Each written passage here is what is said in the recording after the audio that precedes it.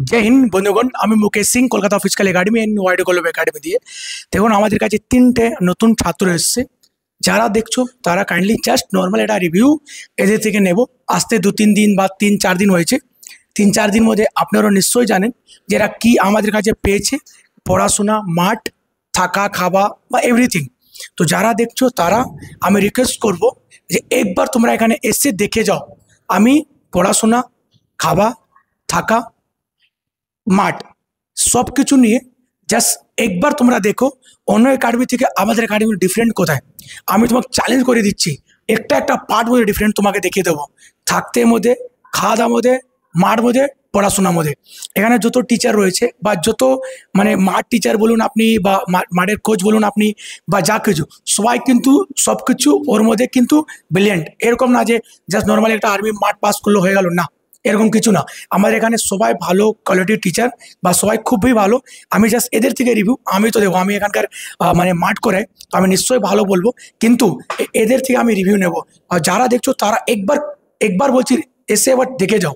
টাকা লাগবে না, 2 দিন থাকবে, যদি ভালো লাগবে 100% তুমি থাকবে। বাবু নাম কি তোমার? সোহম বিশ্বাস। কোথায় দিয়ে এসছো? আমি বনগাঁ থেকে এসেছি। কি বলতে চাইছো আমাদেরকে এখানে? এখানের একাডেমিতে আমি এসেছি 3 দিন হয়েছে। তো 3 দিনে আমি যেটা বুঝেছি আর কি, যে পড়াশোনা থেকে শুরু করে আমি যে রানিং যাই, সকালে যে রানিং আমাদের প্র্যাকটিস করানো হয়, তো খুবই ভালো। আর থাকার জায়গা থেকে খাওয়া দাওয়া সব কিছু ভালো। তো তোমরা যারা আসতে যাও বা চাচ্ছ যে সামনে চাকরি করার ইচ্ছা আছে যাদের, তো তারা এখানে আসতে পারো আর এসে একবার দেখে যেতে পারো কেমন কি। ভালো লাগবে তোমাদেরকে, তোমরা আসো সবাই, এটাই। দেখো যারা দেখছো না, গার্জিয়ানকে আমি রিকোয়েস্ট করছি, টাকা নিশ্চয়ই লাগে সব জায়গার মধ্যে, বাট পে করার আগে আপনারা অনেক কিছু দেখে নেবেন। একবার আপনি অনেক একাডেমিতে খাওয়া দাওয়া দেখবেন, আমাদের এখানে দেখবেন, বুঝলেন? তারপর পড়াশোনা, তারপর মাঠ। আমাদের এখানে সব কিছু এভরিডে চেঞ্জ হয়। মাঠ আপনি যেটা আজকে করলেন কালকে অনেক কিছু হবে, মানে এভরিডে সব কিছু চেঞ্জ হয়।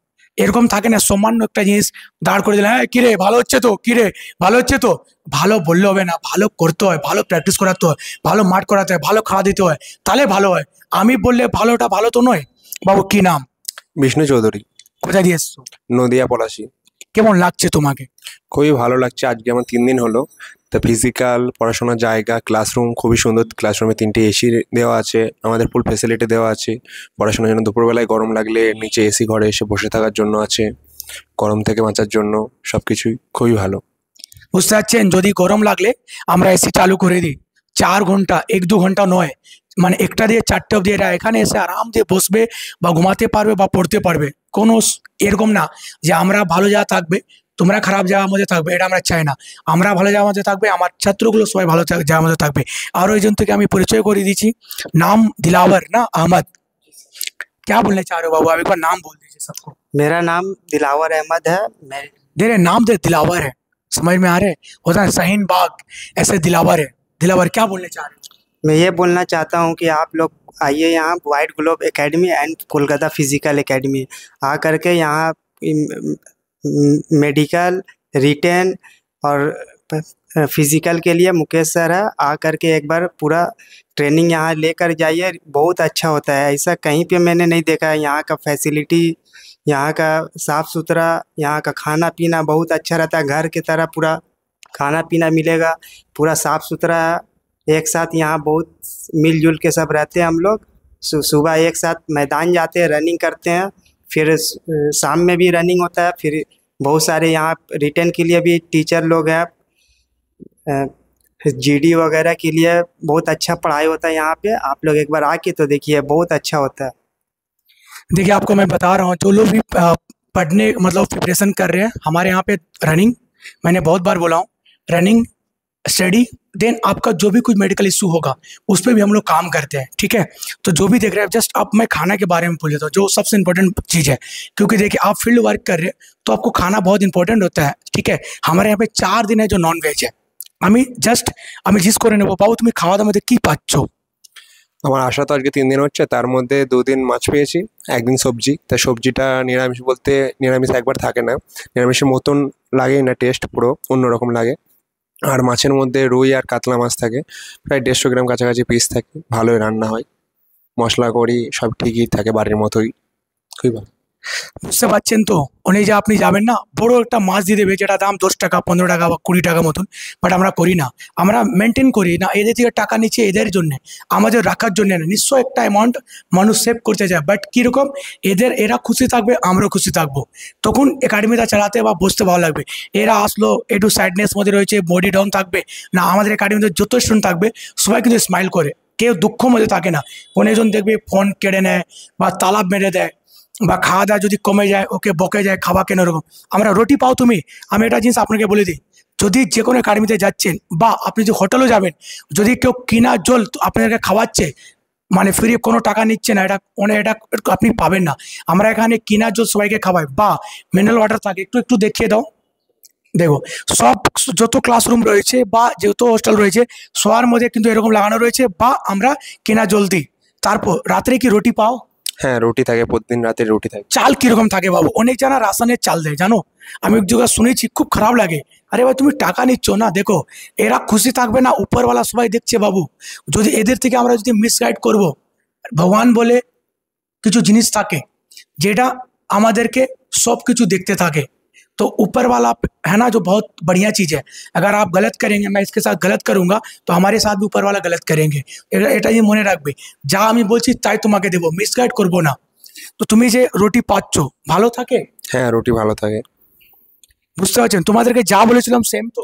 হ্যাঁ, যেরকম কিছু চেঞ্জিং কিছু না, কোনো চেঞ্জ নেই।